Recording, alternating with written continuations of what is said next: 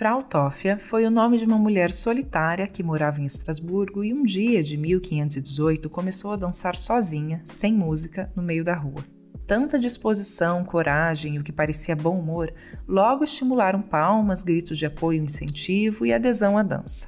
Uma semana depois, Frau não só não parou de dançar, como tinha ao seu lado 34 pessoas dançantes. Depois de um mês, quando já se via que de bem-humorado aquele comportamento não tinha nada, mais de 400 pessoas dançavam sem parar.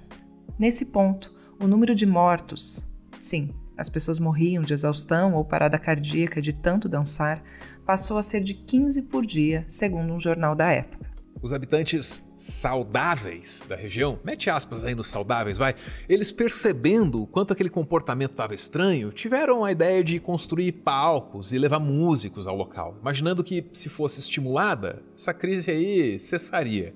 A ideia foi trágica, né? Mais pessoas se sentiram convidadas a se juntar aos dançarinos, e aí com isso aumentaram o que ficou conhecido como a epidemia de dança do século XVI. Médicos e astrônomos da época concluíram que a epidemia era uma doença natural causada pelo que chamavam de sangue quente.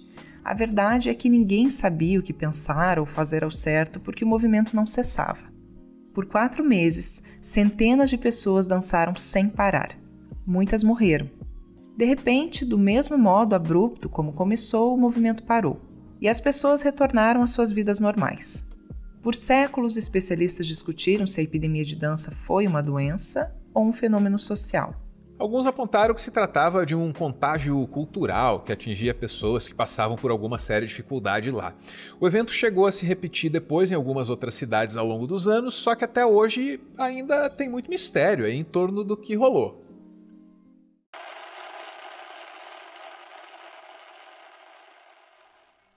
O fato é que esse não foi o único caso na história de comportamento de manada ou do que pode ser chamado de histeria coletiva. Esse termo é utilizado para descrever situações nas quais sintomas físicos e psicológicos incontroláveis aparecem de forma conjunta em várias pessoas, se espalhando por comunidades, cidades, pelo país ou até por diferentes nações. Durante a Idade Média, casos de histeria coletiva foram apontados como bruxaria, possessão espiritual e até insanidade, mas a comunidade médica indica que esses surtos costumam estar relacionados a fenômenos de estresse emocional e mental vividos pelas sociedades.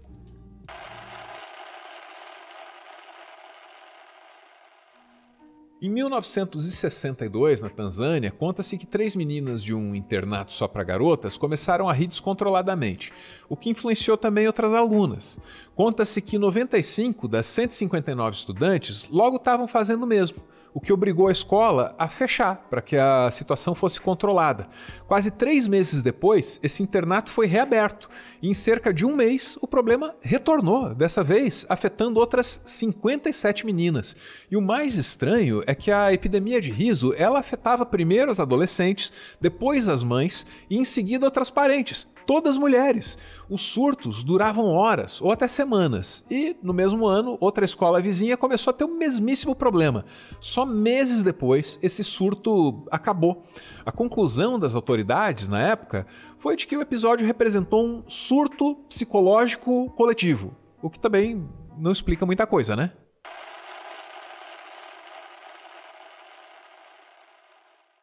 Essa história é mais recente e aconteceu em 1938 em São Paulo. Segundo relatos de pessoas presentes no local, o pânico tomou conta de uma das salas do Cine Oberdan por conta de um grito de fogo. Mesmo sem qualquer sinal de incêndio real, as pessoas saíram correndo da sala lotada. A histeria coletiva resultou em dezenas de pessoas pisoteadas e mais de 30 mortos. A maioria do público era infantil. Das 31 pessoas mortas, 30 eram crianças. Algumas das pessoas que presenciaram o ocorrido atribuíram o pânico a um movimento do filme em que 2 aviões se chocavam, o que teria motivado o grito de um espectador. Já a versão da polícia, na época, menciona que um garoto que precisou ir ao banheiro durante a sessão, como as luzes estavam apagadas, usou um punhado de jornal para atear fogo e enxergar o local. Alguém poderia ter visto a chama, gritado e causado pânico geral.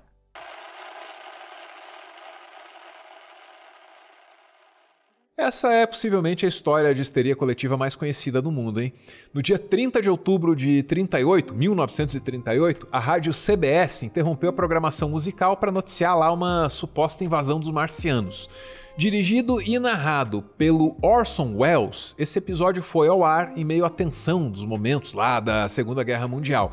Só que na real se tratava do começo de uma peça de radioteatro chamada A Guerra dos Mundos.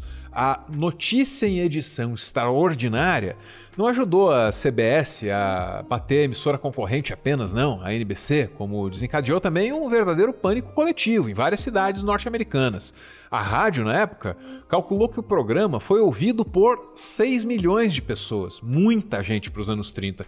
Pelo menos 1 milhão acreditou que a invasão extraterrestre era real, e 500 mil teve certeza de que a Terra estava mesmo sendo invadida por marcianos.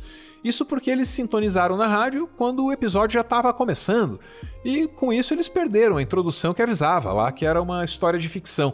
O Orson Welles, ele combinou na época elementos específicos do radioteatro com os do noticiário, e aí conseguiu dar um aspecto assim de verossimilhança, de verdade para essa transmissão. A invasão dos marcianos durou só 1 horinha no ar, só 1 hora. 1 hora que entrou para a história da comunicação e 1 hora que ensinou o mundo sobre os perigos da precipitação e da desinformação.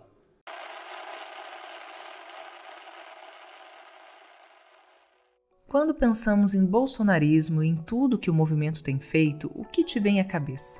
Histeria coletiva? Comportamento de manada? Desequilíbrio emocional? Confusão? Efeitos da desinformação? Da manipulação? Estamos diante de mais um caso histórico de surto coletivo que também promete entrar para a história como um dos casos em que ninguém na época conseguia explicar muito bem o que permitiu o alcance de tamanho extremismo.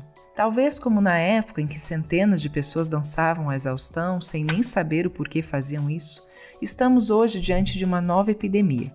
Mas essa de agora, causada pela desinformação, pela cultura do ódio e da intolerância, pela necessidade de adorar um salvador, mas acima de tudo pelo ressentimento.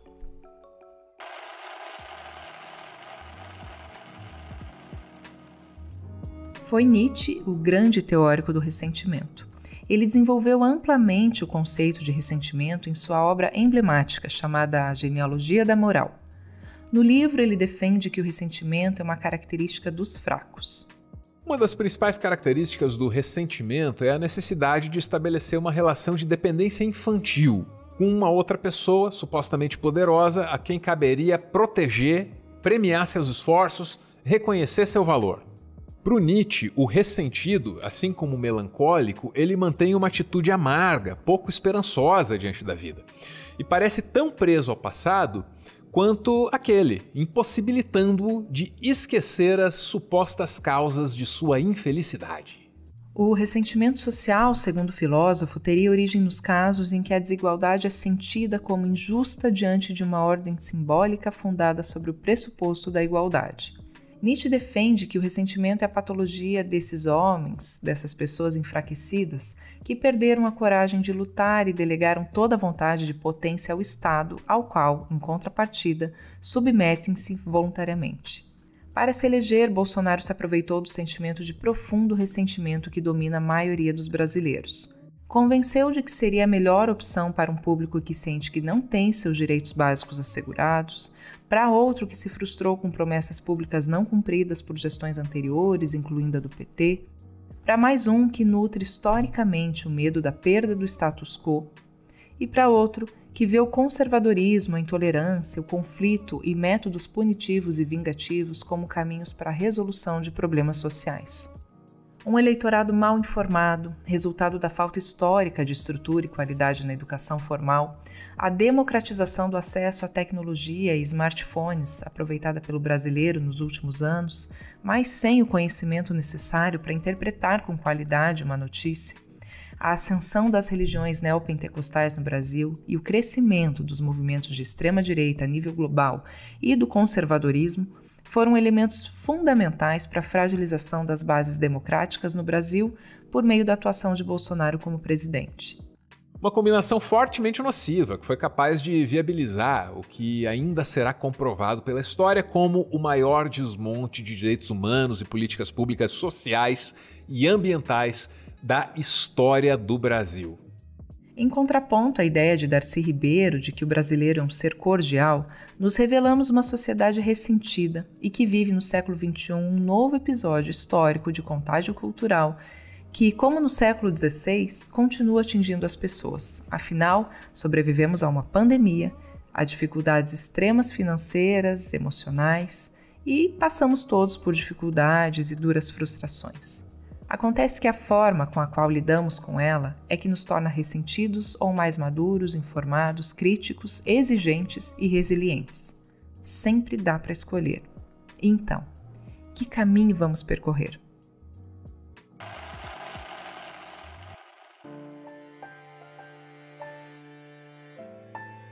O Meteoro é mantido graças a uma campanha de financiamento coletivo e quem participa aparece aqui no finalzinho para receber o nosso agradecimento.